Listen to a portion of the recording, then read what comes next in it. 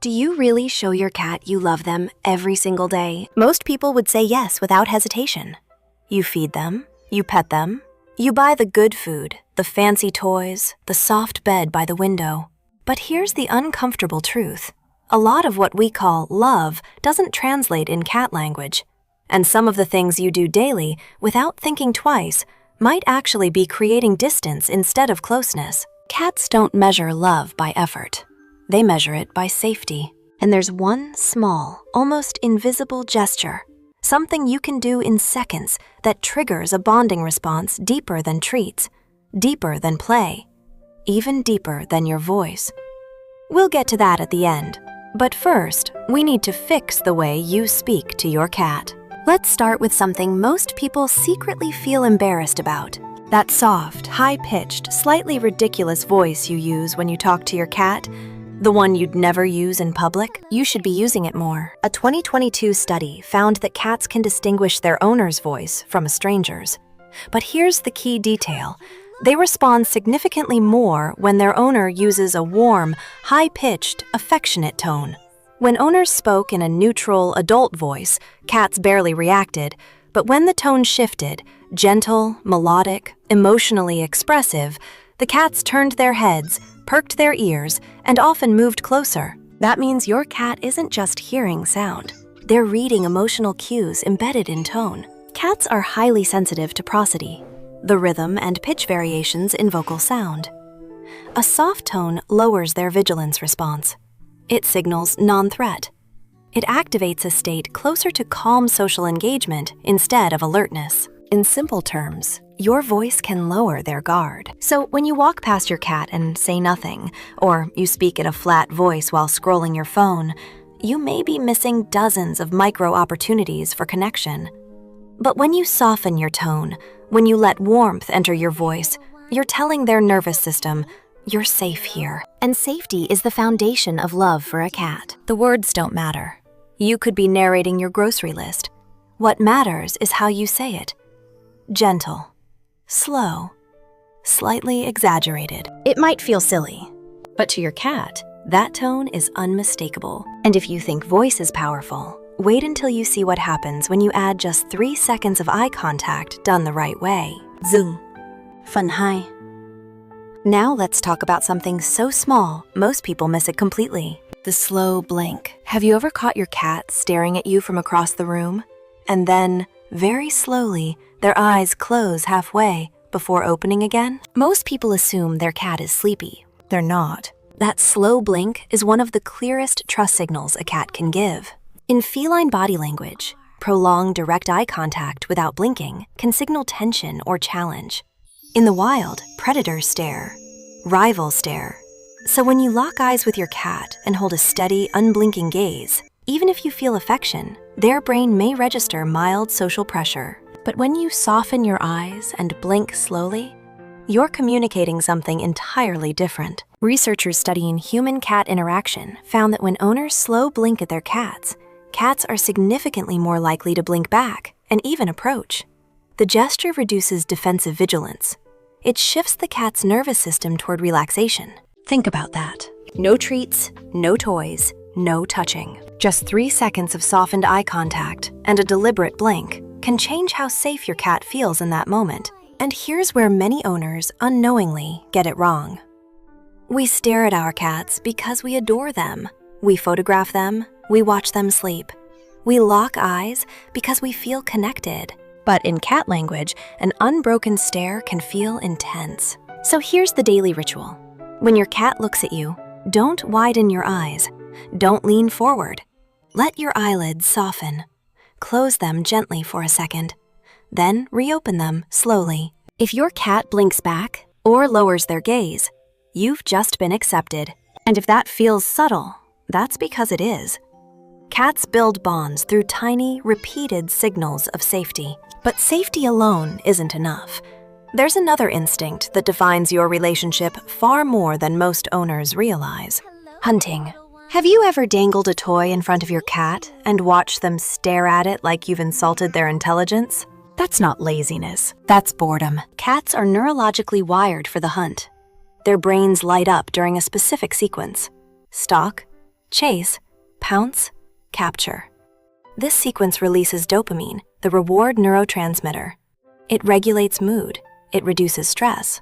It satisfies something primal. When you shake a toy in the same spot over and over, you're skipping the sequence entirely.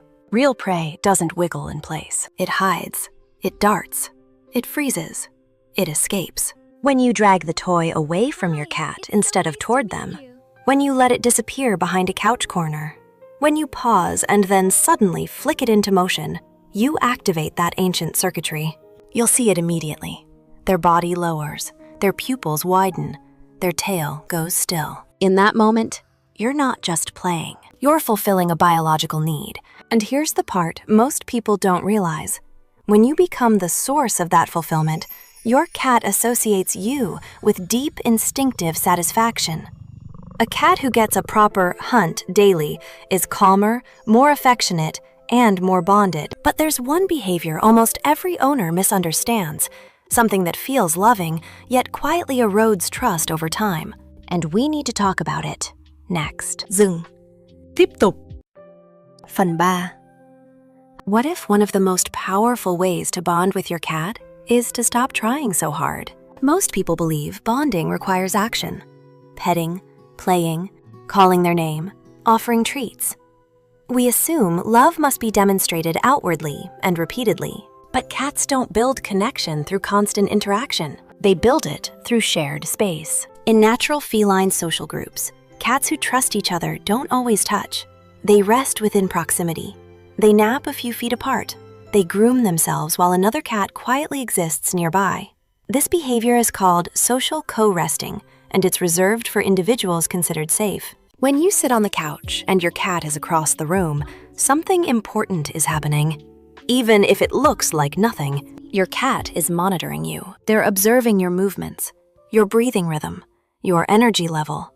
And when you don't demand anything from them, when you don't reach, call, or try to pull them closer, their nervous system registers predictability. Predictability builds trust. There's a subtle hormonal component here. When a cat rests near a trusted individual, stress hormones like cortisol remain low. Over time, consistent low-stress proximity strengthens social tolerance and bonding pathways. That's why, if you practice this daily, you'll notice a quiet shift. At first, they may stay at a distance. Then they move to the same room. Then the same couch. Then close enough that their tail brushes your leg. Not because you called them, because they chose you. And in feline social structure, being chosen is everything. But now we need to talk about a mistake almost everyone makes during greetings. It seems harmless. It even feels affectionate. And yet, to your cat, it can feel intrusive. When you enter a room and see your cat, what's your instinct? Most people reach down immediately and start petting. Here's the problem. Cats process the world primarily through scent before touch. Their olfactory system is significantly more influential in social recognition than visual cues. When two bonded cats greet each other, they don't skip straight to grooming. They touch noses. They exchange scent information. It's a verification ritual. I know you. You're safe. When you bypass that and go straight to stroking their head, it's like someone walking up to you and hugging you without warning. It's not painful, but it's abrupt. And over time, abrupt interactions create subtle tension. The alternative is simple. Before petting, extend one relaxed finger a few inches from their nose. Don't move it toward them.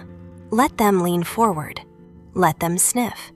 Let them process your scent. If they press their face into your finger or rub their cheek against it, that's consent. That tiny pause rewires the interaction.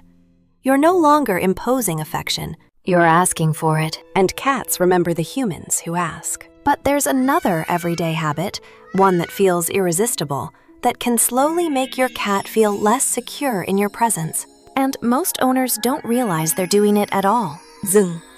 Tiếp. Phần 4. Let's be honest. You've done this before. Your cat is curled up in the softest, most peaceful little ball. Their breathing is slow. Their paws twitch slightly as they drift through a dream. And something inside you says, I have to pick them up right now. It feels like love. But to your cat's nervous system, it can feel very different. Cats sleep 12 to 16 hours a day. And that isn't laziness. Sleep is when their body regulates stress hormones, consolidates memory, and restores energy. Deep sleep in particular is a biologically vulnerable state. Muscles are relaxed, awareness is lowered, their guard is down. When a cat chooses a sleeping spot near you, that decision is not random. It's a statement. I feel safe enough here to lose consciousness. Now imagine what happens when that safety is interrupted. You scoop them up mid-dream. Their heart rate spikes, adrenaline surges, cortisol rises. Even if they don't scratch or run away, their nervous system has already logged something important. Vulnerability was disrupted. Do this repeatedly, and you may notice subtle changes. Your cat starts choosing higher shelves, under the bed, behind furniture, harder to reach places. They're not being distant, they're protecting their sleep. The simplest daily act of love here is restraint. When your cat is asleep, walk past them. Let them remain undisturbed. Let them experience full, uninterrupted rest in your presence. That consistency builds something quiet and powerful. And now we come back to the promise from the beginning. There is one place on your cat's body that triggers a bonding response deeper than your voice ever could. In feline social groups, bonded cats engage in allogrooming, mutual grooming behavior. And they don't lick randomly. They focus on areas a cat cannot easily reach alone, especially the base of the head, between and just behind the ears. This region holds scent glands and dense nerve endings. When groomed gently and rhythmically, it stimulates relaxation pathways and can trigger oxytocin release, the bonding hormone, in both individuals.